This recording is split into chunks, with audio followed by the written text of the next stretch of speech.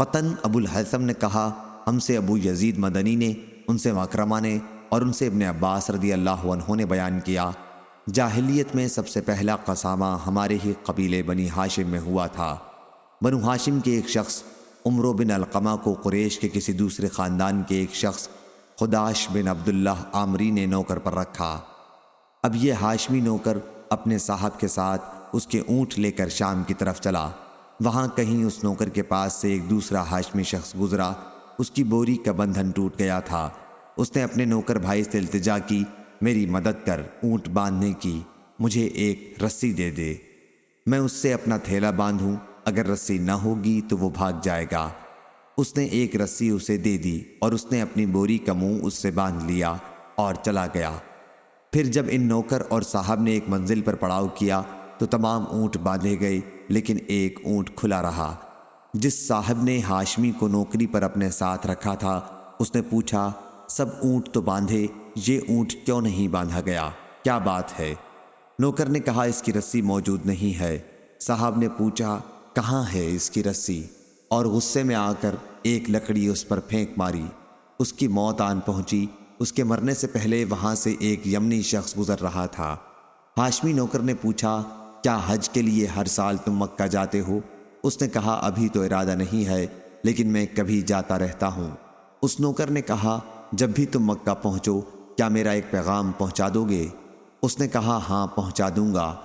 اس نوکر نے کہا کہ جب بھی تم حج کے لیے جاؤ تو پکارنا، اے قریش کے لوگو، جب وہ تمہارے پاس جمع ہو جائیں تو پکارنا، اے بنی ہاشم، جب وہ تمہارے پاس آ جائیں تو ان سے ابو طالب کا پوچھنا اور انہیں بتلانا کہ فلاں شخص نے مجھے ایک رسی کے لیے قتل کر دیا۔ اس وصیت کے بعد وہ نوکر مر گیا۔ پھر جب اس کا صاحب مکہ آیا تو ابو طالب کے یہاں بھی گیا۔ جناب ابو طالب نے دریافت کیا، ہمارے قبیلے کے جس شخص کو تم اپنے ساتھ نوکری کے لیے لے گئے تھے، اس کا کیا ہوا؟ اس نے کہا کہ وہ بیمار ہو گیا تھا، میں نے خدمت کرنے میں کوئی کسر نہیں اٹھا رکھی، لیکن وہ مر گیا تو میں نے اسے دفن کر دیا۔ ابو طالب نے کہا کہ اس کے لیے تمہاری طرف سے یہی ہونا چاہیے تھا۔ ایک مدت کے بعد وہی یمنی شخص جسے ہاشمی نوکر نے پیغام پہنچانے کی وصیت کی تھی، موسم حج میں آیا اور آواز دی، اے قریش کے لوگوں، لوگوں نے بتایا کہ یہاں قریش ہیں۔ اس نے آواز دی، اے بنی ہاشم، لوگوں نے بتایا کہ بنی ہاشم یہ ہیں۔ اس نے پوچھا، ابو طالب کہاں ہیں؟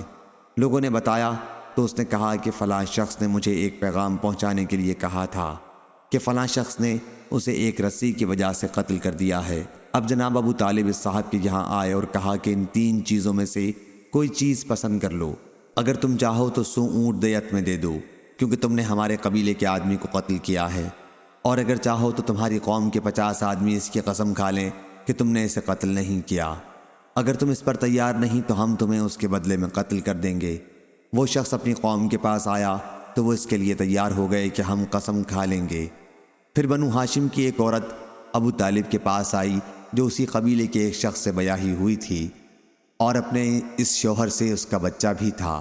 اس نے کہا، اے ابو طالب، آپ مہربانی کریں اور میرے اس لڑکے کو ان 50 آدمیوں میں معاف کر دیں، اور جہاں قسمیں لی جاتی ہیں یعنی رکن اور مقام ابراہیم کے درمیان، اس سے وہاں قسم نہ لیں۔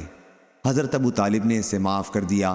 اس کے بعد ان میں کا ایک اور شخص آیا اور کہا، اے ابو طالب، آپ نے 100 اونٹوں کی جگہ 50 آدمیوں سے قسم طلب کی ہے، اس طرح ہر شخص پر 2 اونٹ پڑتے ہیں، یہ اونٹ میری طرف سے آپ قبول کر لیں اور مجھے اس مقام پر قسم کے لیے مجبور نہ کریں جہاں قسم لی جاتی ہے۔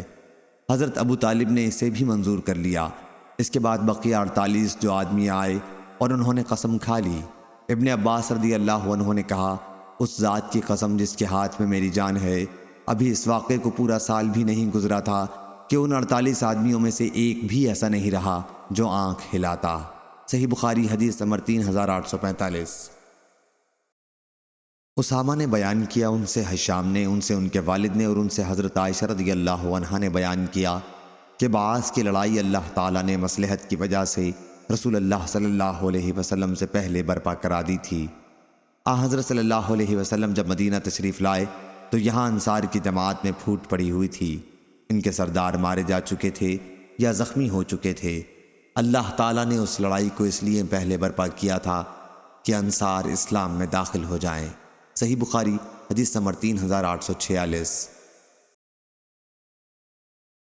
عمروں نے خبر دی، انہیں بکیر بن اشج نے اور عبداللہ بن عباس رضی اللہ عنہ کے مولا قریب نے ان سے بیان کیا کہ عبداللہ بن عباس رضی اللہ عنہ نے بتایا، صفا اور مروہ کے درمیان نالے کے اندر زور سے دوڑنا سنت نہیں ہے۔ یہاں جاہلیت کے دور میں لوگ تیزی کے ساتھ دوڑا کرتے تھے کہ ہم تو اس پتھریلی جگہ سے دوڑ ہی کر پار ہوں گے۔ صحیح بخاری حدیث نمبر 3847۔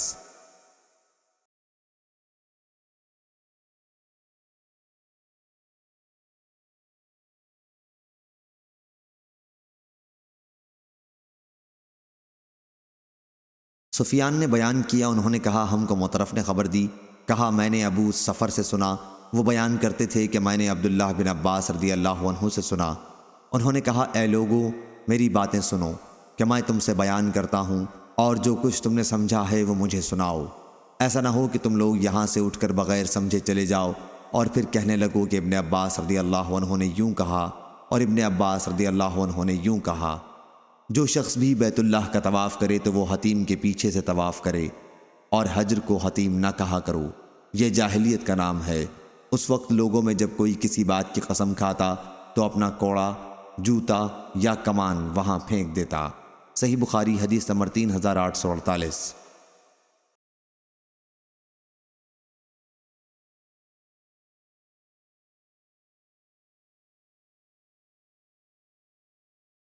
حشیم نے بیان کیا، ان سے حسین نے، ان سے عمرو بن میمون نے بیان کیا کہ میں نے زمانہ جاہلیت میں ایک بندریا دیکھی، اس کے چاروں طرف بہت سے بندر جمع ہو گئے تھے، اس بندریا نے زنا کرایا تھا، اس لیے سبوں نے مل کر اسے رجم کیا اور ان کے ساتھ میں بھی پتھر مارنے میں شریک ہوا۔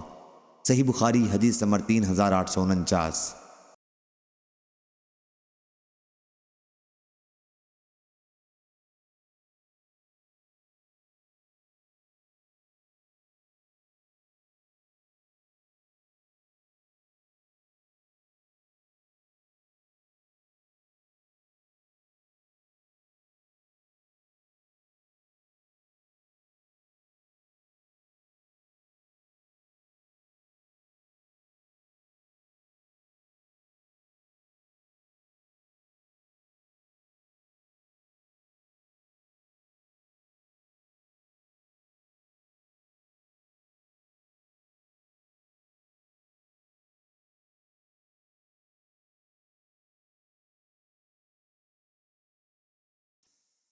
سفیان نے بیان کیا، ان سے عبید اللہ نے، اور انہوں نے حضرت عبداللہ بن عباس رضی اللہ عنہ سے سنا، انہوں نے کہا کہ جاہلیت کی عادتوں میں سے یہ عادتیں ہیں، نسب کے معاملے میں طعنہ مارنا اور میت پر نوحہ کرنا۔